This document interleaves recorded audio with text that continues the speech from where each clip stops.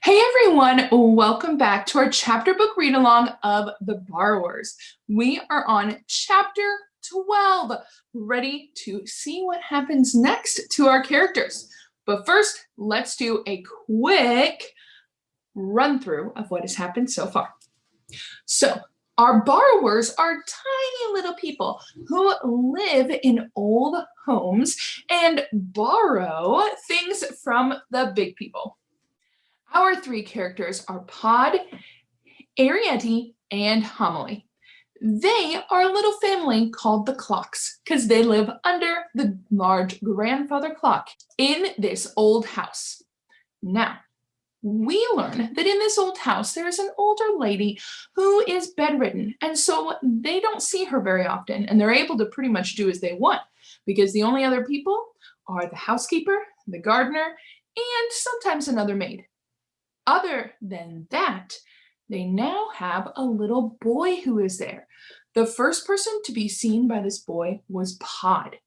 He was climbing up a curtain and got stuck, and the little boy helped him down. Well, Arrietty finally, because she is a teenager, got to go out and borrow, learn all about how to be sneaky and blend in and not be seen. Well, her very first time out, she was so excited to see the outdoors that she didn't pay attention to the fact that the little boy was out there. He saw her and they had a conversation talking about all the different things, differences between the big people and the borrowers and things like that. Well, the little boy cannot read very well and Arrietty can. So he made a deal with her. If she helps him read some books, he will try to deliver a letter to Arrietty's uncle, aunt, and cousins who live out in a field nearby. That is just so hard for her to travel to. Well, let's see what happens next in The Borrowers. Chapter 12. But it was one thing to write a letter and quite another to find some means of getting it under the mat. Pod, for several days, could not be persuaded to go borrowing. He was well away on his yearly turnout of the storerooms, mending partitions and putting up new shelves. Arrietty usually enjoyed this spring sorting when half-forgotten treasures came to light and new uses were discovered for old borrowings. She used to love turning over the scraps of silk or lace, the odd kid gloves and the pencil stubs, the rusty razor blades, the hairpins and the needles, the dried figs, the hazelnuts, the powdery bits of chocolate, and the scarlet stubs of sealing wax. Pod, once one year, had made her a hairbrush from a toothbrush, and Homily had made her a small pair of Turkish bloomers from two glove fingers for knocking about in the mornings. There were spools and spools of colored silks and cottons and small variegated balls of odd wool, pen points which Homily used as flower scoops, and bottle tops galore. But this year, Arrietty banged about impatiently and stole away whatever she dared, to stare through the grating, hoping to see the boy. She now kept the letter always with her, stuffed inside her jersey. The edges became rubbed. Once he did run past the grating, and she saw his woolen stockings. He was making a chugging noise in his throat like some kind of engine, and as he turned the corner, he let out a piercing woo-woo. It was a train whistle, he told her afterwards. So he did not hear her call. One evening after dark, she crept away and tried to open the first gate, but swing and tug as she might, she could not budge the pin.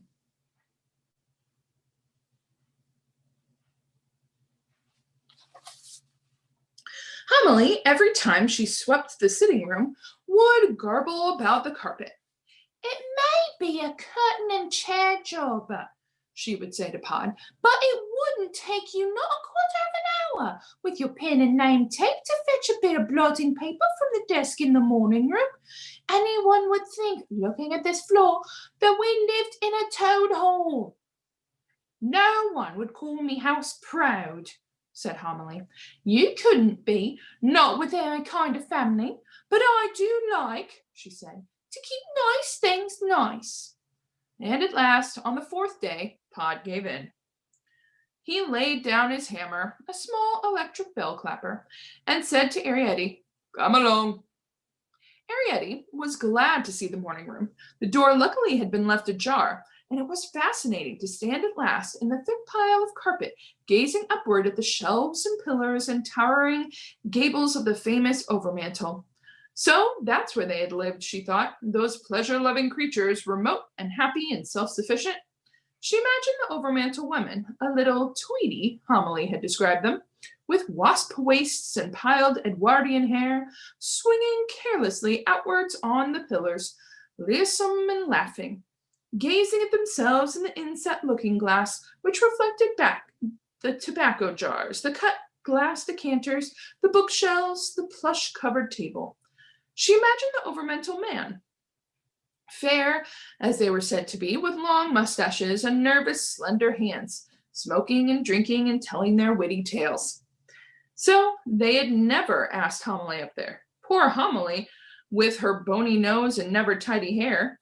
They would have looked at her strangely, Arrietty thought, with her long, half-laughing eyes, and smiled a little, and, humming, turned away. And they had lived only on breakfast food, on toast and egg and tiny sips of mushroom, sausage they had and crispy bacon and little sips of tea and coffee. Where were they now? Arrietty wondered. Where could such creatures go? Pod had flung his pin so it stuck into the seat of the chair and was up the leg in a trice, leaning outwards on his tape. Then, pulling out the pin, he flung it like a javelin above his head into a fold of curtain. This is the moment, Arrietty thought, and felt for her precious letter. She slipped away into the hall. It was darker this time, with the front door closed, and she ran across it with a beating heart. The mat was heavy, but she lifted up the corner and slid the letter under by pushing it with her foot. There, she said, and looked around her. Shadows, shadows, and the ticking clock. She looked across the great plain of floor to where in the distance the stairs mounted. Another world above, she thought, world on world, and shivered slightly. Arrietty, called Pod softly from the morning room, and she ran back in time to see him swing clear of the chair seat and pull himself upward on the name tape, level with the desk. Lightly, he came down feet apart, and she saw him, for safety's sake, twist the name tape lightly around his wrist. I wanted you to see that, he said, a little breathless. The blotting paper, when he pushed it, floated down quite softly, riding lightly on the air, and lay at last some feet beyond the desk, pink and fresh on the carpet's dingy pile. You start rolling, whispered Pod. I'll be down. And Arrietty went on her knees and began to roll the blotting paper until it grew too stiff for her to hold. Pod soon finished it off and lashed it with his name tape, through which he ran his hat pin, and together they carried the long cylinder, as two house painters would carry a ladder, under the clock and down the hole. Homily hardly thanked them when, panting a little, they dropped the bundle in the passage outside the sitting-room door. She looked alarmed. Oh, there you are, she said. Thank goodness, that boy's about again. I've heard Mrs. Driver calling to Crampful. Oh, cried Arrietty. What did she say? Said Homily, glancing sharply at her, and saw that she looked pale. Arrietty realized that she should have said, What boy? It was too late now. Nothing real bad, Homily went on, as though to reassure her. It's just a boy they have upstairs. It's nothing at all, but I heard Mrs. Driver say that she'd take a slipper to him, and if he had the mats up once again in the hall. The mats up in the hall? Echoed Arrietty. Yes, 3 days running, she said to Crampful. He'd had the mats up in the hall. She could tell, she said, by the dust and the way he'd put them back. It was the whole part that worried me, seeing you as you and your father. What's the matter, Arrietty? There's no call for that sort of face. Come on now, help me move the furniture and we'll get down the carpet. Oh dear, thought Arrietty miserably, as she helped her mother empty the matchbox chest of drawers. 3 days running he's looked and nothing there. He'll give up hope now. He'll never look again. That evening she stood for hours on a stool under the chute in their kitchen, pretending she was practicing to get a feeling. when really she was listening to Mrs. Driver's conversations to Crampfurl. All she learned was that Mrs. Driver's feet were killing her, and that it was a pity she hadn't given in her notice last May. And would Crampfurl have another drop, considering there was more in the cellar than anyone could drink in her lifetime? And if they thought she was going to clean the first floor windows single-handedly, they had better think again. But on the third night, just as Arrietty had climbed down off the stool, before she overbalanced with weariness, she heard Crampfurl say, "If you asked me, I'd say he had a ferret." And quickly, Arrietty climbed back up again, holding her breath. "A ferret?" she heard Mrs. Driver exclaim shrilly. "Whatever next? Where would he keep it?" "That I wouldn't like to say," said Crampfurl in his rumbling, earthy voice. "All I know is he was up beyond the Parkins back, going round all the banks and calling down on the rabbit holes." "Well, I never," said Mrs. Driver. "Where's a glass?" "Just a drop," said Crampfurl. "That's enough. Goes to your liver, this sweet stuff. Not like beard, is it?" "Yes," he went on. "When he saw me coming with a gun, he pretended to be cutting a stick light from the hedge. But I'd seed him all right and had him, calling away his nose down a rabbit hole. It's my belief he's got a ferret." There was a gulp, as though Crampfurl was drinking. "Yes," he said at last, and Arrietty heard him set down the glass. "A ferret called Uncle something." Arrietty made a sharp movement, balanced for one moment with arms waving, and fell off the stool. There was a clatter as the stool slid sideways, banged against the chest of drawers, and rolled over. "What was that?" asked Crampfurl. There was a silence upstairs, and Arrietty held her breath. "I didn't hear anything," said Mrs. Driver. "Yes," said Crampfurl. "It was under the floor, like, near by the stove." "That's nothing," said Mrs. Driver. "The coal's falling. Often sounds like that. Scares you sometimes when you're sitting here alone. Here, pass a glass. There's only a drop left. Might as well finish the bottle." "They're drinking fine old Madeira," thought Arrietty, and very carefully she set the stool upright and stood quietly beside it, looking up.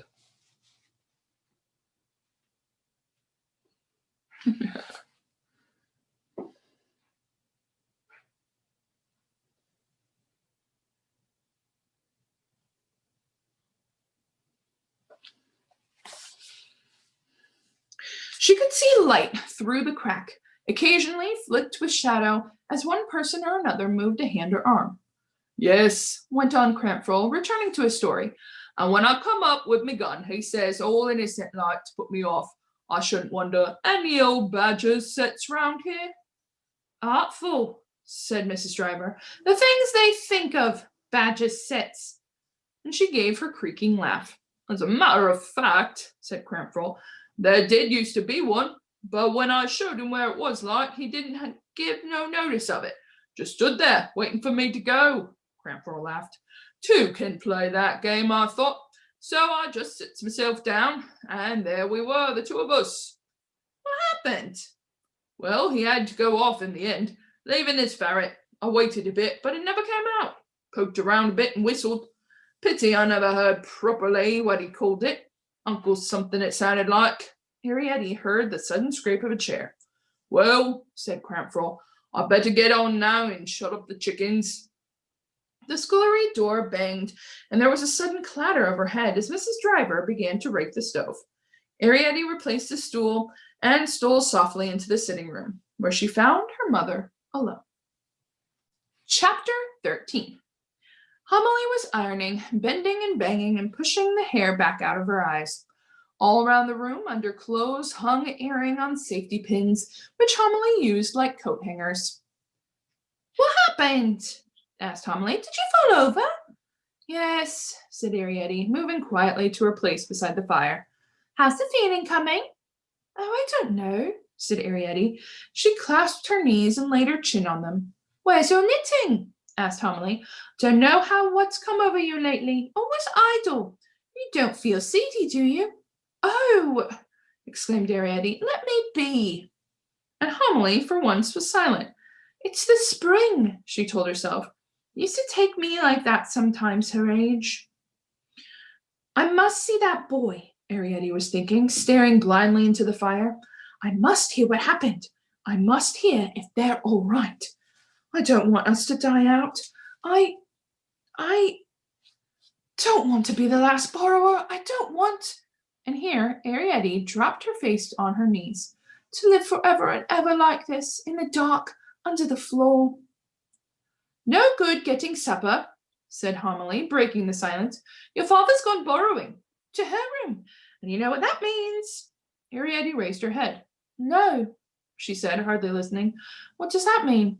That he won't be back, said Homily sharply, for a good hour and a half. You know, I sit up there, gossiping with her and poking about on the dressing table, and it's safe enough once the boy's in bed. Not that there's anything we want special, she went on. It's just these new shelves he made. They look kind of bare, he says, and he might, he says, just pick up a little something. Arrietty was sitting bolt upright. A thought had struck her, leaving her breathless and a little shaky at the knees. A good hour and a half, her mother had said. The gates would be open. What are you doing? Asked Homily as Arrietty moved toward the door. Just along to the storerooms, said Arrietty, shading with one hand her candle dip from the draught. I won't be long. Now don't go untidying anything, Homily called out after her, and be careful with that light. As Arrietty went down the passage, she thought, it is true. I'm going to the storerooms to find another hat pin. And if I do find a hat pin, a piece of string, there won't be any name tape, I still won't be long because I have to be back before Papa. And I'm doing it for their sakes, she told herself doggedly, and one day they'll thank me. All the same, she felt a little guilty. Artful is what Mrs. Driver would say she was. There was a hat pin, one with a bar for a top, and she tied a piece of string very firmly, twisted it back and forth like a figure of 8, and as a crowning inspiration, sealed it with sealing wax. The gates were open, and she left the candle in the middle of the passage, where it would come to no harm, just below the hole by the clock. The great hall, when she had climbed out into it, was dim with shadows. A single gas jet, turned low, made a pool of light beside the locked front door, and another faintly flickered on the landing halfway up the stairs. The ceiling sprang away into height, and darkness all around was space. The night nursery, she knew, was at the end of the upstairs passage, and the boy would be in bed. Her mother had just said so. Arrietty had watched her father use his pin on the chair, and single stairs, in comparison, were easier. There was a kind of rhythm to do it after a while, a throw, a pull, a scramble, and an upward swing. The stair rods glinted coldly, but the pile of the carpet seemed soft and warm and delicious to fall back on. On a half landing, she paused to get her breath. She did not mind the semi-darkness. She lived in darkness. She was at home in it, and at a time like this, it made her feel safe. On the upper landing, she saw an open door and a great square of golden light, which, like a barrier, lay across the passage. I've got to pass through that, Arrietty told herself, trying to be brave. Inside the lighted room, a voice was talking, droning on. And this mare, the voice said, was a 5-year-old, which really belonged to my brother in Ireland. Not my elder brother, but my younger brother, the one who owned Stalemate, and oh, my darling. He had entered her for several point-to-points, and when I say several, I mean 3 or at least 2. Have you ever seen an Irish point? No, said another voice, rather absent-mindedly. That's my father, Arrietty realized with a start. My father talking to Great-Aunt Sophie, or rather Great-Aunt Sophie talking to my father. She gripped her pin with its loops of string and ran into the light and threw it to the passage beyond. As she passed the open door, she had a glimpse of firelight and lamplight and gleaming furniture and dark red silk brocade. Beyond the square of light, the passage was dark again, and she could see, as at the far end, a half-open door. That's the day nursery, she thought, and beyond that's the night nursery. There were certain differences, Aunt Sophie's voice went on, which would strike you at once. For instance, Arrietty liked the voice. It was comforting and steady, like the sound of the clock in the hall. And as she moved off the carpet onto the strip of polished floor beside the skirting board, she was interested to hear there were walls in Ireland instead of hedges. Here, by the skirting, she could run and loved running. Carpets were heavy going, thick and clinging, and they held you up. The boards were smooth and smelled of beeswax. She liked the smell. The schoolroom, when she reached it, was shrouded in dust sheets and full of junk. Here, too, a gas jet burned, turned low to a bluish flame. The floor was linoleum and rather worn. The rugs were shabby. Under the table was a great cavern of darkness. She moved into it, feeling about, and bumped into a dusty hassock higher than her head. Coming out again to the half-light, she looked up and saw the corner cupboard with a doll's tea service, the painting above the fireplace, and the plush curtain where her father had been seen. Chair legs were everywhere, and chair seats obscured her view. She found her way among them to the door of the night nursery, and there she saw suddenly, on a shadowed plateau in the far corner, the boy in bed. She saw his great face turned toward her on the edge of the pillow. She saw the gaslight reflected in his open eyes. She saw his hand gripping the bedclothes, holding them tightly against his pressed mouth. She stopped moving and stood still. After a while, when she saw his fingers relax, she said softly, "Don't be frightened. It's me, Arrietty." He let the bedclothes aside, away from his mouth, and said, "Arrietty?" He seemed annoyed. "Etty," she repeated gently. "Did you take the letter?" He stared at her for a moment without speaking. Then he said, "Why did you come creeping into my room?" "I didn't come creeping, said Arrietty. "I even ran, didn't you see?" He was silent, staring at her with his great wide-open eyes. "When I brought the book," he said at last, "you'd gone." "I had to go. Tea was ready, and my father fetched me." He understood this. "Oh," he said matter-of-factly, and didn't reproach her. "Did you take the letter?" she asked again. "Yes," he said. "I had to go back twice. I shoved it down the badger hole." Suddenly he threw back the bedclothes and stood up in bed, enormous in his pale flannel nightshirt. It was Arrietty's turn to be afraid. She half turned, her eyes on his face, and began backing slowly toward the door. When he did not look at her, he was feeling behind a picture on the wall. "Here it is," he said. Sitting down again, the bed creaked loudly. "But I don't want it back," exclaimed Arrietty, coming forward again. "You should have left it there. Why'd you bring it back?" He turned it over in his fingers. "Who's written on it?" he said. "Oh, please," Arrietty cried excitedly. "Show me." She ran right up to the bed and tugged at the trailing sheet. "Then they're alive. Did you see them?" "No," he said. "The letter was just there, down the hall where I put it. But he's written on it, look."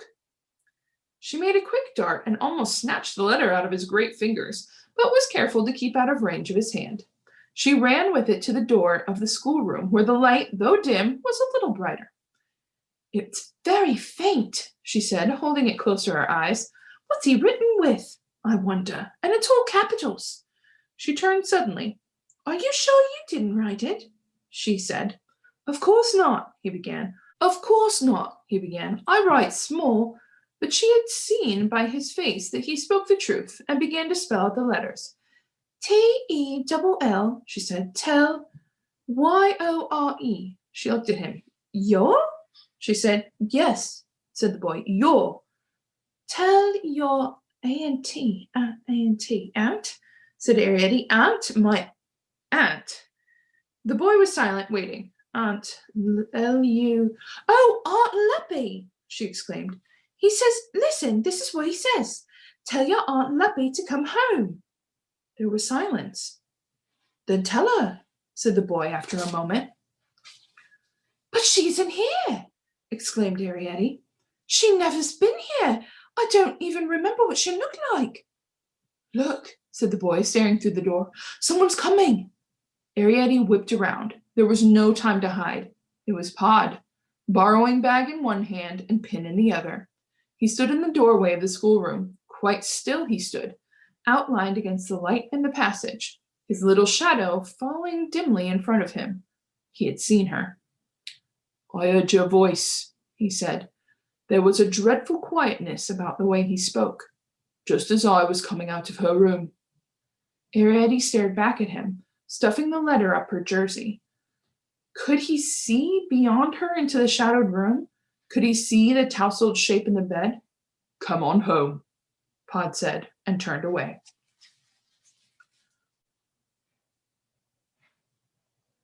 Chapter 14. Pod did not speak until they reached the sitting room, nor did he look at her. She had to scramble after him, as best as she might. He had ignored her efforts to help him shut the gates, but once, when she tripped, he had waited until she got back up again, watching her, it seemed, almost without interest, while she brushed the dust off her knees. Supper was laid and the ironing put away, and Homily came running in from the kitchen, surprised to see them together. Pod threw down his borrowing bag. He stared at his wife. What's the matter? Faltered Homily, looking from one to the other. She was in the night nursery, said Pod quietly, talking to that boy. Homily moved forward, her hands clasped trembling against her apron, her startled eyes flicking swiftly to and fro. Oh no, she breathed. Pod sat down. He ran a tired hand over his eyes and forehead. His face looked heavy like a piece of dough. Now what? He said. Homily stood quite still, bowed over her clasped hands, and stared at Arrietty. Oh, you never, she whispered. They're frightened, Arrietty realized. They are not angry at all. They're very, very frightened. She moved forward. It's all right, she began. Homily sat down suddenly on the cotton spool. She had begun to tremble. Oh, she said, whatever shall we do? She began to rock herself very slightly to and fro. Oh, Mother, don't, pleaded Arrietty. It isn't so bad as that. It really isn't. She felt up the front of her jersey. At first, she could not find the letter. It had slid round her side to the back. But at last she drew it out, very crumpled. Look, she said, it's a letter from Uncle Heron Daring. I wrote it to him, and the boy took the letter. You wrote to him? Cried Homily on a kind of suppressed shriek. Oh, she moaned and closed her eyes. Whatever next? Whatever shall we do? And she fanned herself limply with a bony hand. Get your mother a drink of water, Arrietty, said Pod sharply. Arrietty brought it in a sawed-off hazelnut shell. It had been sawed off at the pointed end and was shaped like a brandy glass. But whatever made you do such a thing, Arrietty? Said Homily more calmly, setting the empty cup down on the table. Whatever came over you? So Arrietty told them about being seen that day under the cherry tree, and how she had kept it from them not to worry them, and what the boy had said about dying out, and how, more than important, how imperative it had seemed to make sure that her dearies were alive. Do understand, pleaded Arrietty. Please understand, I'm trying to save the race. The expression she uses, said Homily to Pod under her breath, not without pride. But Pod was not listening. Save the race, he repeated grimly. It's people like you, my girl, who do things sudden-like with no respect for tradition, who will finish us borrowers once and for all. Do you see what you've done? Arrietty met his accusing eyes. Yes, she said falteringly. I've got in touch with the only other one still alive, so that, she went on bravely, from now on we can all stick together. All stick together? Pod repeated angrily. Do you think Heron Deary's lot would ever come to live back here? Can you see your mother emigrating to a badger set 2 fields away, out in the open, and no hot water laid on? Never, cried Homily in a full, rich voice, which made them both turn and look at her.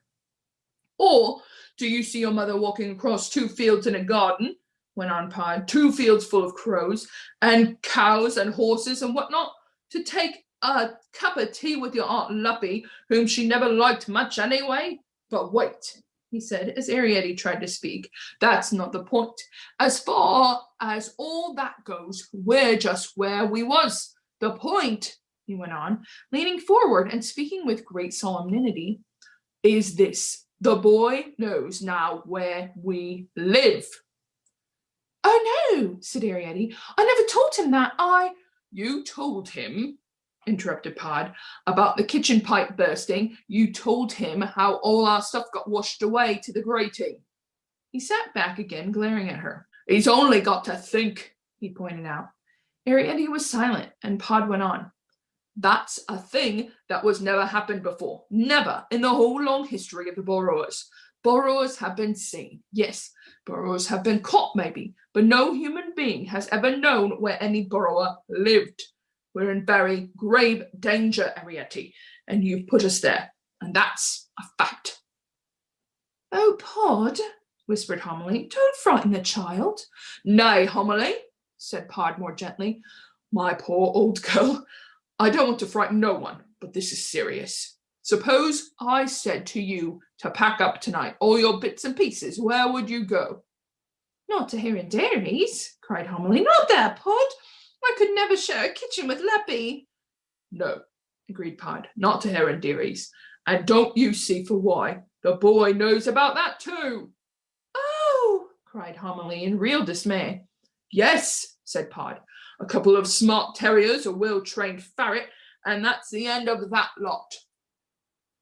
Oh, Pod, said Homily, and began again to tremble. The thought of living in a badger set had been bad enough, but the thought of not having even that to go to almost seemed worse. And dare I say, I could have got it nice in the end, she said, providing we lived quite separate. Well, it's no good thinking of that now, said Pod. He turned to Arrietty. What does your Uncle Heron dearie say in his letter? Yes, exclaimed Homily. Where's this letter? It doesn't say much, said Arrietty, passing over the paper. It just says, tell your Aunt Leppy to come home. What? Exclaimed Homily sharply, looking at the letter upside down. Come home? What does he mean? He means, said Pod, that Leppy must have set off to come here, and she never arrived. Set off to come here? Repeated Homily. But when? How should I know? Said Pod. It doesn't say when, said Arrietty. But, exclaimed Homily, it might have been weeks ago. It might, said Pod. Long enough away anyway for him to want her back. Oh, cried Homily, all those poor children. They're grown up now, said Pod. But something might have happened to her, exclaimed Homily. Yes, said Pod. He turned to Arrietty. See what I mean, Arrietty, about those fields? Oh, Pod, said Homily, her eyes full of tears. I don't suppose none of us will ever see poor Leppy again. Well, we wouldn't have anyway, said Pod. Pod, said Homily soberly. I'm frightened. Everything seems to be happening at once. What are we going to do? Well, said Pod, there's nothing we can do tonight, that's certain. But have a bit of supper and a good night's rest. He rose to his feet. Oh, Arrietty, wailed Homily suddenly. You naughty, wicked girl. How could you go and start all this? How could you go and talk to a human being? If only... I was seen, cried Arrietty. Couldn't help being seen. Papa was seen. I don't think it's all as awful as you're trying to make it out. I don't think human beings are all that bad. They're bad and they're good, said Pod. They're honest and they're artful. It's just as it takes them at the moment. And animals, if they could talk, would say the same. Steer clear of them. That's what I've always been told, no matter what they promise you. No good never really came from no one, from any human being. That is where we are going to end our chapter read along for today. I have just a couple questions about our chapters. So, how does Arrietty know that the boy found the letter? They overhear the gardener and the housekeeper talking about what was the boy doing? He was folding up all the mats on the floor because that's where he knew Arrietty would put the letter. So he moved them and put them back the wrong way. So she knew that he had been moving the mats. Do you think it was brave or not very smart of Arrietty to go and see the boy at night, to sneak around when her dad had opened up the gates? What do you think? I'm gonna say foolish, not the smartest thing. Yes, she wanted to get that letter, and it was important for her to learn if her uncle had written back, but it's kind of, dangerous, right? Yeah, it's brave to do it, but it probably wasn't the smartest thing because anyone could have seen them. The boy could have been upset that she didn't stay and talk to him further earlier. Lots of things could have happened. One more question. When Arrietty's parents learned that the boy had seen her and they had been talking, what were they most scared of? They were very frightened of being found. So not only being seen, but the boy knows where they live and can find them. And then he could tell someone else, or it's very worrisome. And also, where else does he know the borrowers live? He knows that her uncle and cousins live in a field not very far away. So that is also concerning. Arrietty trusts the boy, and I hope that it turns out okay. But we will see what happens next in our next chapter read along of The Borrowers. Bye, everyone.